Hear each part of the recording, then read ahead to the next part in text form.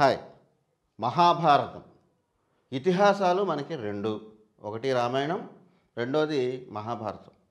రామాయణం కథ అడిగితే చాలామంది చెప్తారు. అలాగే మహాభారతం కథ అడిగినా కూడా చాలామందికి తెలుసు.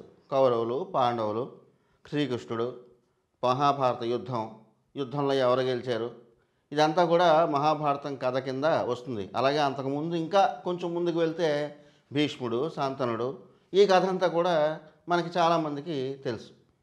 అయితే ఈ మహాభారతం కథ అంటే అంతేనా? కాదు. భీష్ముడికి ముందు ఎవరున్నారు అంటే మహాభారతం ఎక్కడి నుంచి అసలు మొదలైంది?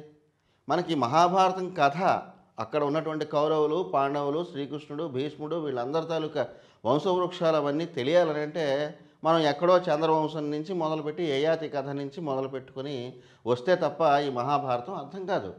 కానీ ఆ చరిత్ర అంతా కూడా మనకి ఎక్కడెక్కడో దొరుకుతుంది తప్ప ఒకే చోట ఎక్కడ కూడా దొరకదు. మహాభారతం అంటే చంద్రవంశరాజులు, రామాయణం అంటే సూర్యవంశరాజులు. మరి చంద్రవంశం ఎక్కడి నుంచి స్టార్ట్ అయింది? ఆ చంద్రవంశంలో మొదటి రాజు ఎవరు?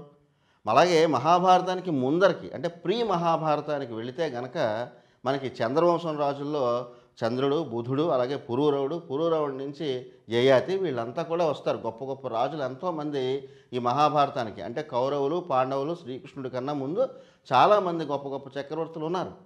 మరి వాళ్ళ చరిత్ర అంతా తెలుసుకుంటేనే కదా మనకు మహాభారతంలో ఉన్నటువంటి క్యారెక్టర్లు ఇంకా బాగా అర్థమవుతాయి. మహాభారతం అనేది మనకి చరిత్ర. మనకి ఇప్పటికి ఇంకా 5000 ఏళ్ల క్రితం జరిగినటువంటి ఒక చరిత్రగా మనకి పురాణాలు అవి చెప్తున్నాయి. సో మరి ఆ 5000 కిందటి చరిత్రకి ఇంకా ముందర చరిత్ర తెలుసుకోవాలంటే కానీ ఈ మహాభారతంలో ఉన్నటువంటి అసలు క్యారెక్టర్ల గురించి మనకి అంత బాగా తెలియదు.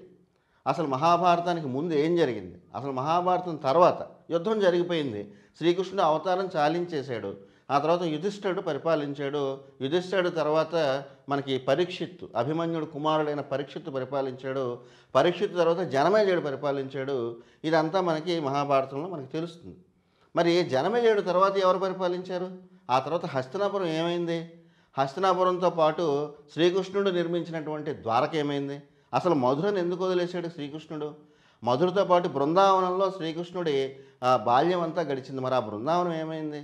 మరి శ్రీకృష్ణుడు అష్టభార్యలు వీళ్ళంతా చెప్తూ ఉంటారు. మరి అష్టభార్యలు ఎవరు, వాళ్ళ చరిత్రలు ఏమిటి?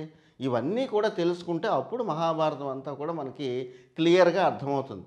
అలాగే మహాభారతంలో ఒక్కొక్క క్యారెక్టరు, వాళ్ళ చరిత్ర, వాళ్ళ తాలూకు వ్యక్తిత్వం ఇవన్నీ తెలుసుకుంటే అప్పుడు మహాభారతం అనేది మనకి సులువుగా అర్థమవుతుంది అన్నమాట.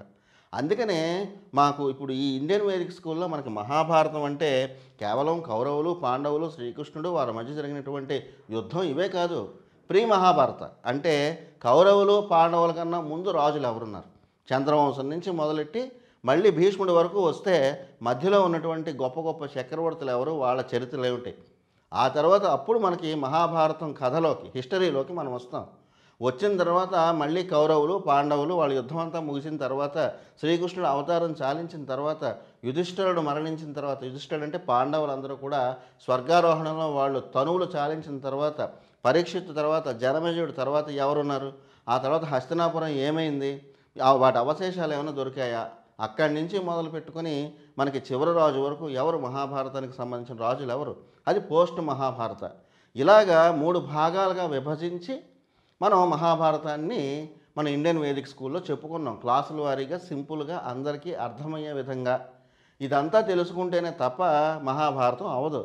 అందువల్ల మహాభారతాన్ని మనకి ఇంత డీటెయిల్డ్గా నేర్చుకోవాలి అని అనుకుంటే కనుక మీకు ఎక్కడా కూడా ఒకే చోట ఇంత సిలబస్ లాగా ఎక్కడ దొరికే అవకాశం తక్కువ. అందువల్ల మన ఇండియన్ వేదిక్ స్కూల్లో మీరు మహాభారతం నేర్చుకుంటే కనుక మనకి ఇండియన్ వేదిక్ స్కూల్లో ఈ మహాభారతం నేర్చుకుంటే కనుక మహాభారతానికి ముందేం జరిగింది, తర్వాత ఏం జరిగింది, మహాభారతాన్ని ఎందుకు మనం చరిత్ర అంటున్నాం, ఇతిహాసం అంటే ఇలా జరిగిందని అర్థం. అంటే మన ముందర కాలంలో జరిగినటువంటి చరిత్రకు ప్రత్యక్ష సాక్ష్యం మహాభారతం, అంతకుముందు జరిగినటువంటి చరిత్రకు ప్రత్యక్ష సాక్ష్యం రామాయణం. కనుక ఈ రెండిటి గురించి తెలుసుకుంటేనే భారతదేశ చరిత్ర గురించి కూడా మనకు తెలుస్తుంది. ఎందుకంటే మహాభారతంలో చెప్పిన ప్రాంతాల పేర్లు ఏవైతే ఉన్నాయో ఇప్పటికీ అదే పేర్లతో మనం పిలవడం జరుగుతుంది. అందువల్ల మన భారతదేశ చరిత్రను సమగ్రంగా తెలుసుకోవాలనుకుంటే ఖచ్చితంగా తెలుసుకోవాల్సినటువంటి ఇతిహాసం మహాభారతం. కనుక మా ఇండియన్ వేదిక్ స్కూల్లో మహాభారతానికి ముందర చక్రవర్తులు, తర్వాత చక్రవర్తులతో సైతంగా 3 భాగాలుగా సింపుల్గా క్లాసులతో అందరికీ అర్థమయ్యే విధంగా చెప్పడం జరిగింది.